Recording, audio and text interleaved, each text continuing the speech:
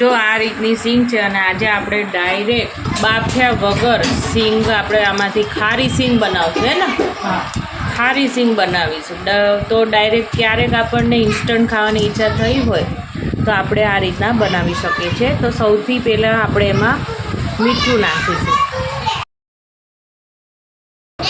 મીઠું આમ હમાઈ નાખવાનું એટલે સરસ ચડી જાય મીઠું. પાણીનો આમ થોડો છટકો આમ મારી દેવાનો. સિંગ પલે ને એટલું આપણે મીઠું નાખવાનું. પછી હાથેથી ને હા, હાથેથી કરકરી નાખવાનું. હાથેથી જો આ રીતના આપણે તેને બરાબર મિક્સ કરી દેવાનું. જો તમે જોઈ શકો છો આ રીતના કરશો એટલે સરસ સિંગમાં મીઠું છે એ ભળી જશે. જો અહીંયા તમે દાણા જો એકદમ પલળી ગયા છે. મીઠું એકદમ ઓગળી જવું જોઈએ અને સિંગ પલળી જવી જોઈએ. એટલા આપણે આમાં પાણી નાખવાનું છે. તો તમે જોઈ શકો છો મીઠું ઓગળે ને ત્યાં સુધી આ રીતના આપણે મિક્સ કરવાનું છે. આને મીઠાનો આપણે કર્મો દીધો એમ કહેવાય આપણે ગુજરાતીમાં. હવે આ જે ખારી સિંગ છે ને એને આવી રીતના આમનન આપણે તવલામાં 10થી 12 મિનિટ જેવું આમનન રહેવા દેશું. પછી આગળની પ્રોસેસ કરીએ.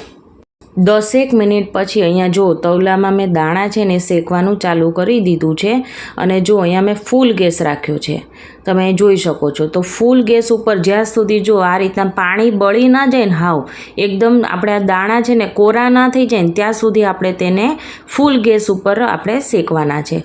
જો અહીંયા એકદમ સરસ એવો દાણો છે ને એ કોરો થઈ ગયો છે. જો બસ આટલો દાણો કોરો થઈ જાય. હવે સાવ ધીમા તાપે આને 10 મિનિટ જેવું આપણે શેકીશું એટલે સરસ એવા શેકાઈ જશે. તો બસ આવી રીતના આપણે કન્ટિન્યુ ચલાવતા જશું અને સિંગને શેકતા જશું. જો ફક્ત 10 જ મિનિટમાં આ રીતની સિંગ છે શેકાઈ ગઈ છે. તો હવે આપણે ગેસની ફ્લેમ બંધ કરી દેવાની છે. જો અહીંયા નજીકથી તમને બતાવી દઉં. અને હજી આ સિંગ ઠરશે ને પછી એકદમ કડક થઈ જશે. જો તમે અહીં જોઈ શકો છો કે બહુ જ ગરમ છે. તો સિંગને પાણીમાં ઉકાળવાની ઝંઝટ કર્યા વગર માટીમાં કે પછી આપણે મીઠામાં ઘણીવાર શેકતા હોઈએ છીએ. તે બધી ઝંઝટ કર્યા વગર ફક્ત 10થી 15 મિનિટમાં આ ખારી સિંગ આપણે ઘરે બનીને તૈયાર થઈ છે મિત્રો. તો ફ્રેન્ડ્સ આ એકદમ નવી જ રીત છે. તમે એકવાર જરૂરથી આ રીતથી ખારી સિંગ બનાવજો. તમારી પણ એકદમ સરસ જ બહાર જેવી જ ખારી સિંગ બનીને તૈયાર થશે. તો ફ્રેન્ડ્સ આજનો મારો આ વિડીયો ગમ્યો હોય તો મારી ચેનલને સબસ્ક્રાઈબ, લાઈક અને શેર કરવાનું ના ભૂલતા.